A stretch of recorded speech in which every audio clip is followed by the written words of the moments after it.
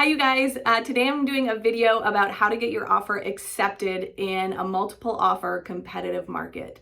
So I am located in Spokane, Washington. It is a very competitive market right now. I know lots of other markets out there are as well. So hopefully this can help. This is a video for buyers, and it is also a video for real estate agents out there if you're having some trouble getting your offers signed around. So the first one is pretty obvious, but it is just pick up the phone and call the listing agent. It is so important to call the listing agent and say, hey, I'm Abby, I have a buyer. Here's a little bit about the buyer. What would make our offer really competitive and win the deal for your seller? Is it the close date? Is it the terms? Do they want a quick close? Do they want a long close? What do they want? That's just a very simple phone call that the agent should be making before there is an offer, even written, because it will provide you with so much information. So the second one is to write a clean offer. We train our agents to write very clean, neat offers. Attach everything in one PDF. Make sure all your boxes are checked. Make sure that the seller and the buyer's names are spelled right. There is just so much. Use the associated documents that are in the MLS for the listing.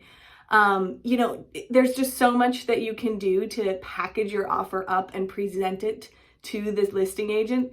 That goes so far. You have no idea. Sometimes these listing agents are getting 20 offers. Imagine when they get their email and they say, oh, wow, Abby, it's packaged up nicely. There's a pre-approval letter. Everything is completed.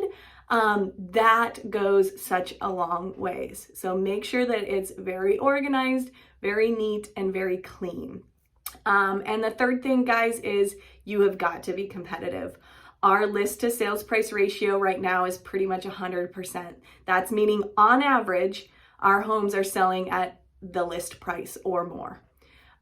So it's tough. If you're trying to look for a deal, there are still some deals out there, but it is tough, you guys. A few things that you can do to make your offer strong when you have submitted it and you're trying to be competitive. Always have a pre-approval. I don't even know if I have to say that 1,000 times. Your offer will not be accepted if you don't have one. And with that pre-approval, you could also submit a proof of funds. So what that would mean is that, hey, you're saying you're getting $5,000, you're putting $5,000 down and your closing costs are going to be $4,000. You could also go to your bank and say, hey, can you provide me with a proof of funds showing that I have that money in my account? It's available for me to purchase this house. To the seller, that's going to say, oh, wow, they do have the money. They have their down payment. They have their closing costs. I don't have to worry about financing falling through because they don't have enough down payment or closing costs. So you could think about doing that. It's a very simple thing that you can either print your bank statements or you can go to your bank. So that goes a long ways. There's also one last ditch effort thing that you can do that I'm seeing a ton of people do to get their deals signed around, and it's what's called a 22 AD in Spokane and in Washington, actually. What it's saying is that if, in fact, an appraisal comes in low, you get to fill out the amount, X amount over the appraised value in order to get the house. And guys, it doesn't have to be a lot. If you have a couple $1,000s and this is the house that you want, this is your dream home, I would really talk to your agent about doing that. It could be that you end up saying $4,000 over the appraised value, but then the appraisal might actually come in at value. So you only have to pay that difference if the appraisal doesn't come in at the purchase price value.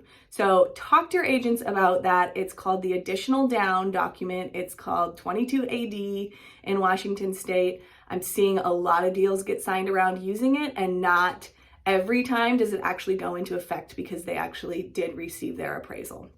So always, if you have questions, please let me know. I'm going to do another video on cash out refis pretty soon. So if you want to know the value of your home, or if you're a buyer and you just want to know the value of a home, maybe you're going to put an offer in on, I've got a link that I'll put in my bio.